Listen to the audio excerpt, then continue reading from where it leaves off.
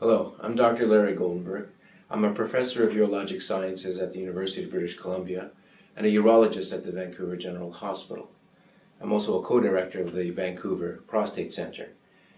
The purpose of this video is to introduce you to the prostate gland as a newly diagnosed patient with prostate cancer. At the end of this video, I hope you will have an understanding of what the prostate gland is, what prostate cancer is, and what the best possible management might be for your disease. Now, you're not alone. In Canada, 25,000 men will be diagnosed with prostate cancer this year. It's estimated that 1 in 6 to 1 in 7 men will actually be diagnosed with prostate cancer sometime after the age of 50. Many of these men are going to have difficulties in making their decisions, just like you might be having. So I hope that this video will help you understand and help you make an informed decision. Over the next few minutes, I will explain the anatomy of the prostate, what its function is, and how cancer arises from the prostate. After that, we'll talk about the different treatment options to help you make an informed decision. The prostate is a gland that sits below the urinary bladder in men. This is a very important gland because its secretions maintain the health of sperm as they travel through the reproductive process. Now, the prostate in aging males is prone to develop several different problems. In many men, the prostate will grow naturally and begin to block up the urinary channel and cause urinary symptoms. In other men, prostate cancers can develop in the prostate. And in some men, you can get an infection or an inflammation of the prostate. All of these diseases are separate entities, but they may present with similar symptoms. So, for example, you may have trouble with urination that could be due to benign growth or to an inflammation. A very important message is that prostate cancer, particularly in its earliest stages, does not cause symptoms. So you need to be checked, and you make sure that all of your family members and friends get checked as well, because prostate cancer, when it's diagnosed at an early stage, is very curable. So now, where does prostate cancer arise from? Well, as I mentioned, the prostate is a gland. It makes secretions. Now, these secretions come from cells which line the glands and ducts of the prostate. Each one of those cells has the potential to become cancerous. Once that cell becomes cancerous, it loses its normal control mechanisms that normal cells in the body have, and it starts to grow faster. And when it grows faster, it becomes more aggressive and can actually find its way outside of the ducts or outside of the glands into the support structures of the prostate, where it then continues to grow, and it turns into small lumps, which then become larger lumps. And then these larger lumps can become dangerous as they pass on to other parts of the body. And that's when men run into real life-threatening situations. But if you can catch that cancer when it's just a small clump of cells, then you can cure it. And there, as I mentioned, we'll discuss some of the different treatment options. The prostate is a gland that sits just underneath the urinary bladder in men. Urine passes through the middle of the prostate in the urinary tube, which we call the urethra. The prostate itself is a gland that makes secretions which come out in the ejaculate and are very important for healthy reproductive life. Now, just below the prostate, there is a control valve or a muscle called the sphincter. This is a voluntary sphincter that you could use to stop and start your urinary stream. The prostate itself and parts of the bladder are important for urinary control as well. The prostate is also a very important organ for sexual function in that there are nerves and blood vessels which pass by the prostate to the penis, which are very critical to normal erectile function. As a gland, the prostate also makes a protein called prostate-specific antigen, or PSA. PSA is very rich in the ejaculatory fluid, but some of it normally leaks back into the bloodstream.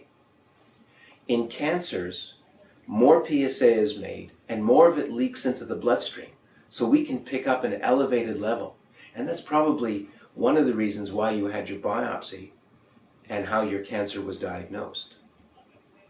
Now these glands are where the cancer arises. Each gland has small cells that are lining the interior of it. Those cells can become malignant. A cancerous change happens within the cells, and then that cell loses its normal control mechanism, so it starts to divide faster and faster, and you get a buildup of these cells.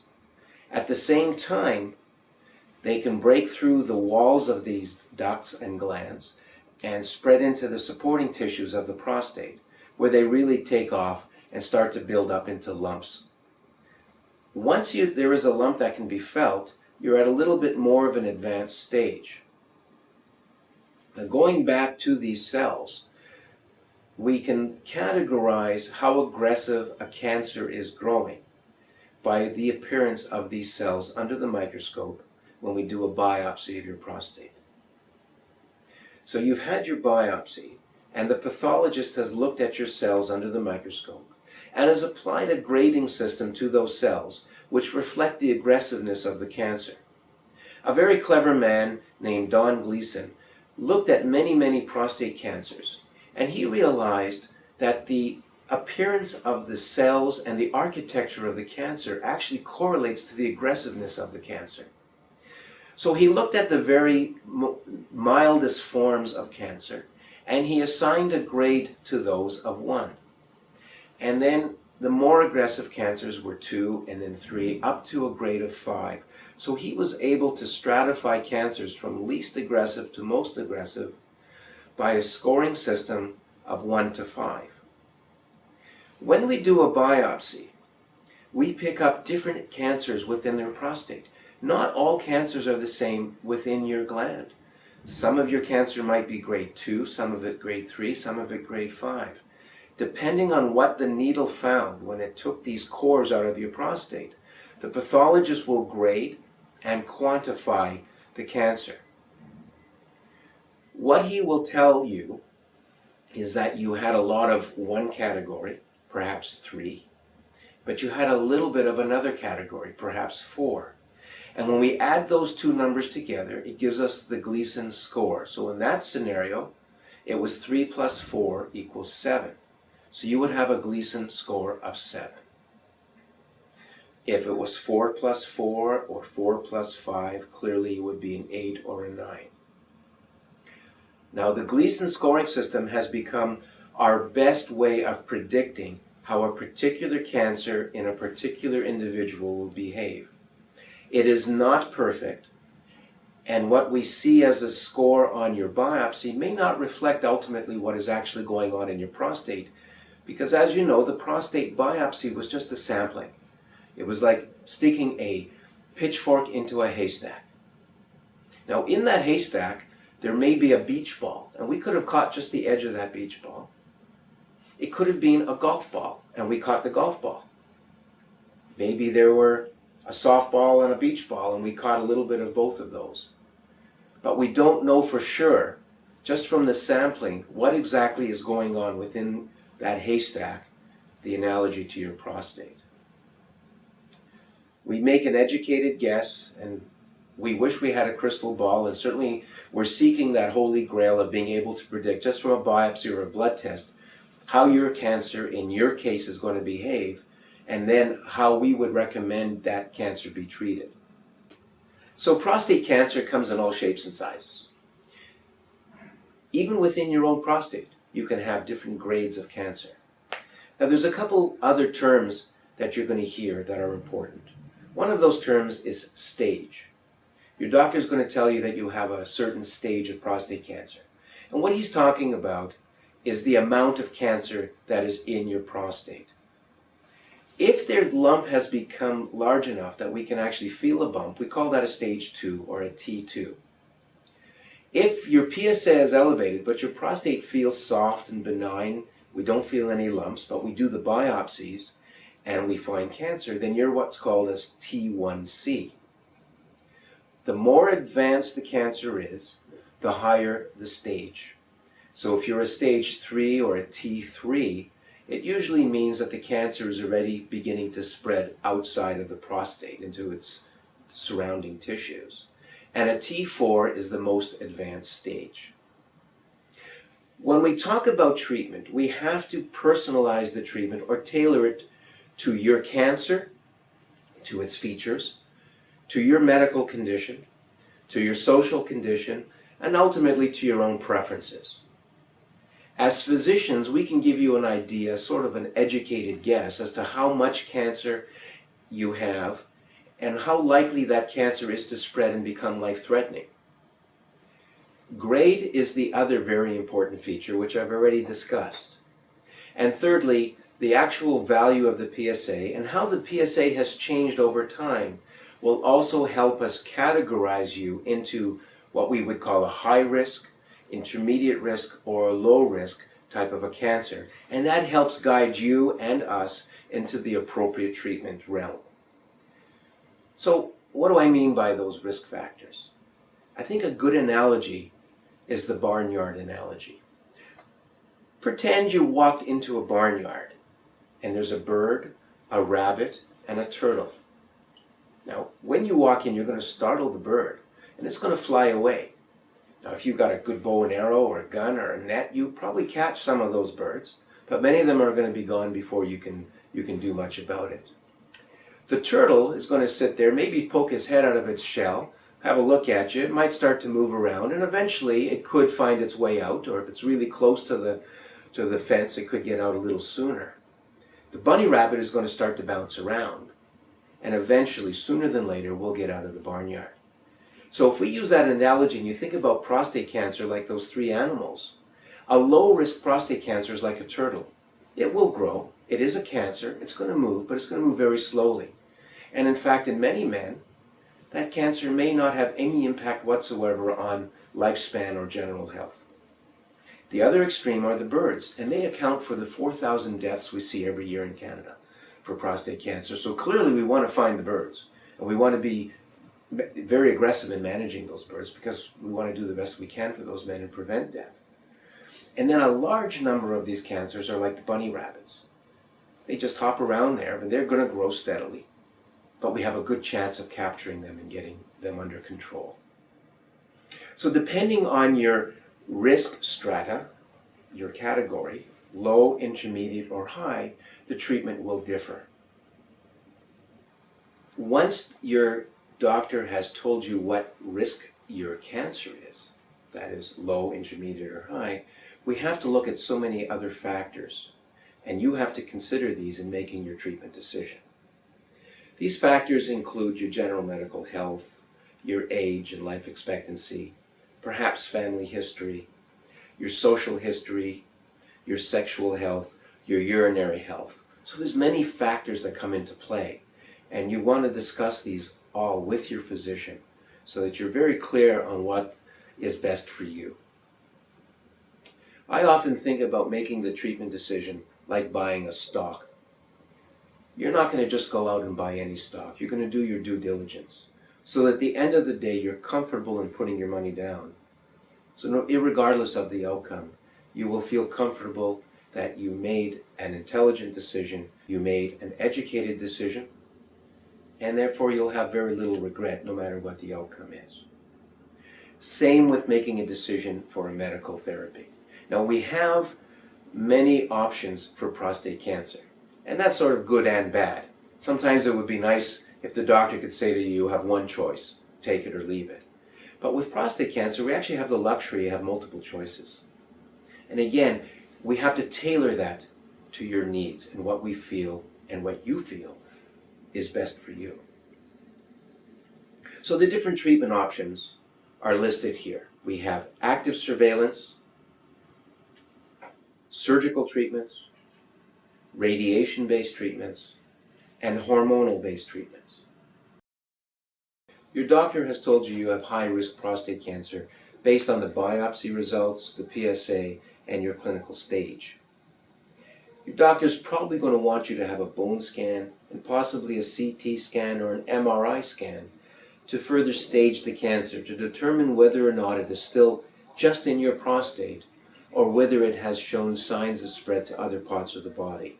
This is critically important because the treatment options differ for localized disease, or metastatic or widespread cancer. Assuming that the cancer is localized to the prostate to the best of your doctor's ability to determine that, then your treatment options will involve surgery, radiation, and/or hormone therapy. There are also some experimental protocols or research studies that may be available in your center for your consideration, and again, your physician will advise you of those. But for the most part, many men with high-risk disease will be exposed at some point to hormone treatments. Hormone therapy depends on removing the normal male hormone testosterone from the body. Now, we can do that by giving you drugs that shut down the testicles so that they don't produce this hormone anymore. The prostate gland is dependent on testosterone from the time you were pubertal till today for normal growth and development. When a cancer develops in the prostate, testosterone actually acts as a fuel to stimulate those cancer cells to grow. So if you remove the testosterone from the body and from those prostate cells, they no longer have the fuel, so they slow down or they stop growing. And indeed, many of them may actually die or disappear. Unfortunately, we can't cure prostate cancer with just hormone therapy because some cells stick around and they redesign their blueprint, their DNA, so that they become resistant to testosterone. And they learn to grow without testosterone in the environment. So for many high-risk patients, particularly younger men or men who are quite healthy with a reasonable longevity ahead of them or life expectancy, will combine hormone therapy with either surgery or radiation. When you remove testosterone, you are putting a man into the menopause. You will feel tired, your energy levels won't be what you're used to, you'll be a little bit more emotionally labile, you may get hot flashes. In the long term, if you're on hormone treatments for long periods of time, it can impact on your muscle strength and on your bone health. In some scenarios, particularly if you have underlying heart disease, it may be troublesome for your heart and blood vessels. So hormone therapy has to be considered very carefully. And there are new ways of approaching hormone therapy, such as intermittent therapy, which you might want to discuss with your physician as well. Surgical prostatectomy or radical prostatectomy involves the removal of the prostate, the seminal vesicles, and the surrounding tissue to try to get out all of the cancer, particularly if some of the cancer has already spread outside of the boundaries of the prostate. We got to get it all out. So we do an aggressive operation. Once the prostate is out, the urinary bladder and the urethra are rejoined above the sphincter or the control valve so that you can regain normal urination with hopefully reasonably good urinary control. Now, surgery, whether it's on the prostate or any other part of the body, has potential consequences or complications. In the immediate phases of surgery, when you're actually undergoing the surgery under anesthetic, there are problems that could arise with your heart, your lungs, with bleeding. In the early phases of recovery, you could run into an infection, urinary leakages, lymphatic leakages, and other minor problems, which for the most part are curable, and the doctor can take care of them for you. There are two longer-term consequences, however, to surgery that need to be carefully thought of. First of all, a small percentage of men do not recover normal urinary control. It's a situation we call incontinence or involuntary urine loss. If your sphincter muscle is just not strong enough to withhold the urine, you may lose a few drops now and then if you cough or sneeze or jump around. If it's really weak, you may have a continuous loss of urine. Fortunately, the more severe forms of leakage or incontinence are quite rare. They really are unusual. Probably in the range of 90 to 95% of men will regain normal urinary control, or what we call social continence, meaning you might want to keep a Kleenex or a small pad in your underwear just in case you lose a drop or two of urine. If you have more severe leakage, there are treatment options for that. The other longer-term consequence has to do with your sexual function. The nerves that are responsible for triggering erections run very close to the prostate. Taking the prostate out from between the nerves in what we call a nerve-sparing operation, sort of like peeling an onion and removing the onion and leaving the peel behind. It's delicate surgery, but it's very possible. We can do it in many cases successfully, and men will regain eventually their ability to attain an erection. If those nerves need to be sacrificed because you have intermediate risk disease and your doctor is concerned that maybe cancer will be left behind if he tries to preserve the nerves, then they will have to be sacrificed, and alternative methods will have to be found for inducing your erections and maintaining some form of sexual function. If you have the nerve-sparing operation, don't expect to have erections immediately after the surgery. They're going to be lost just because of injury to the nerves. And nerves can take a year or even longer, 18 months perhaps, to heal. During that time, your doctor may put you into what we call a sexual rehabilitation program or penile rehabilitation program. That involves taking a regular dose of one of our erectile pills, Viagra, Levitra, or Cialis, usually in a small dose, just enough to induce blood flow into the penis, while things are healing on the inside. At the same time, we have mechanical or artificial means of inducing full erections so that you can regain sexual functioning.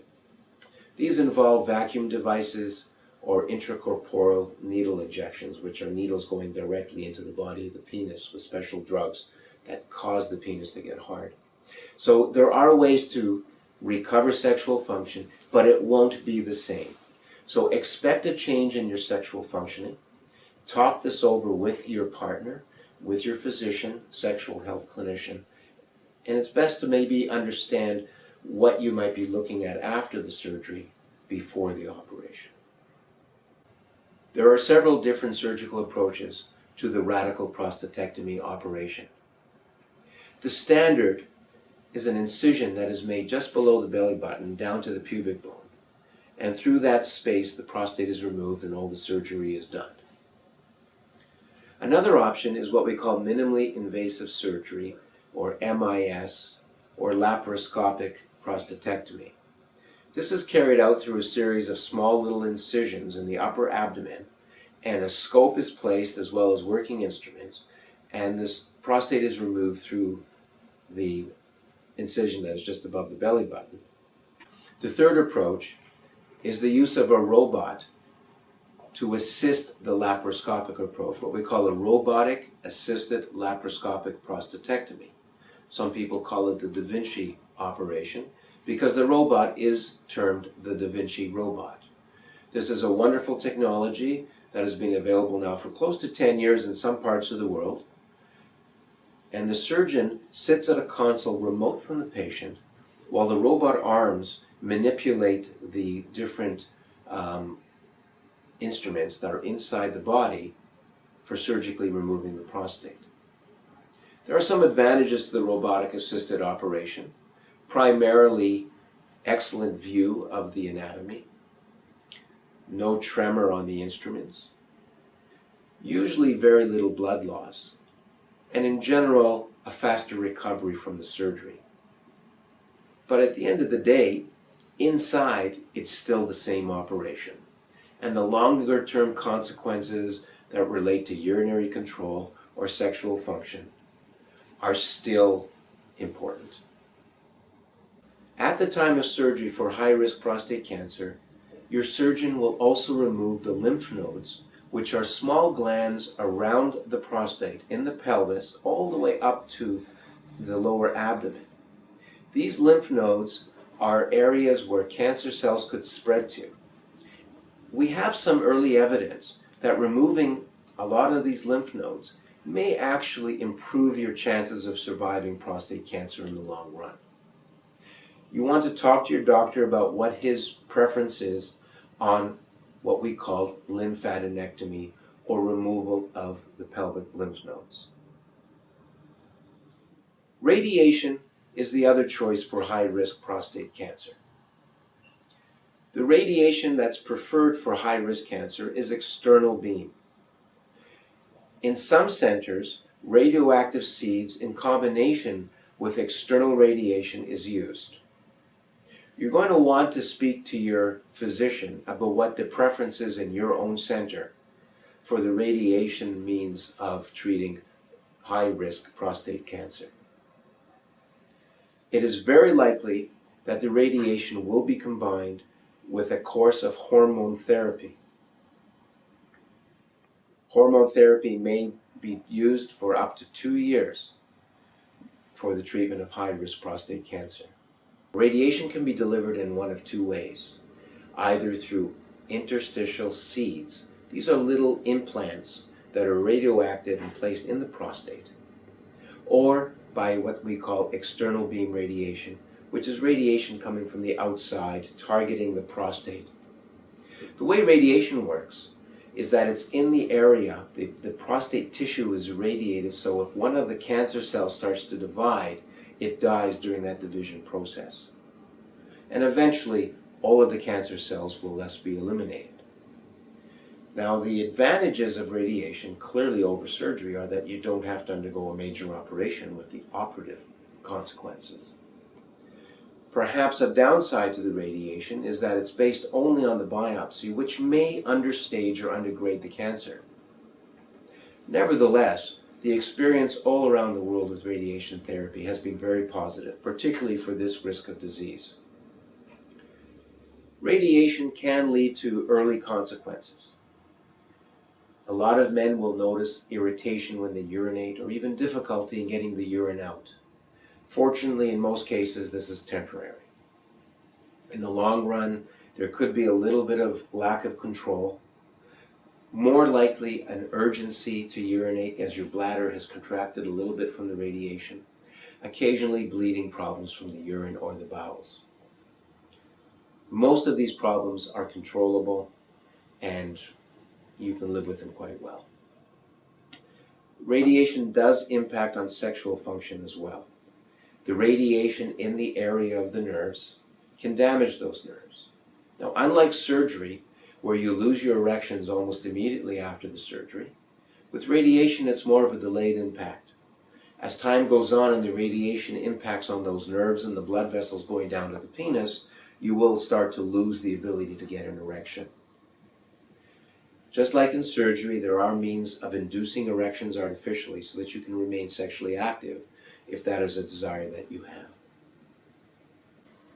There are differences between the implanted radioactive seeds and the external beam radiation, which you should discuss with your physician or a radiation oncologist.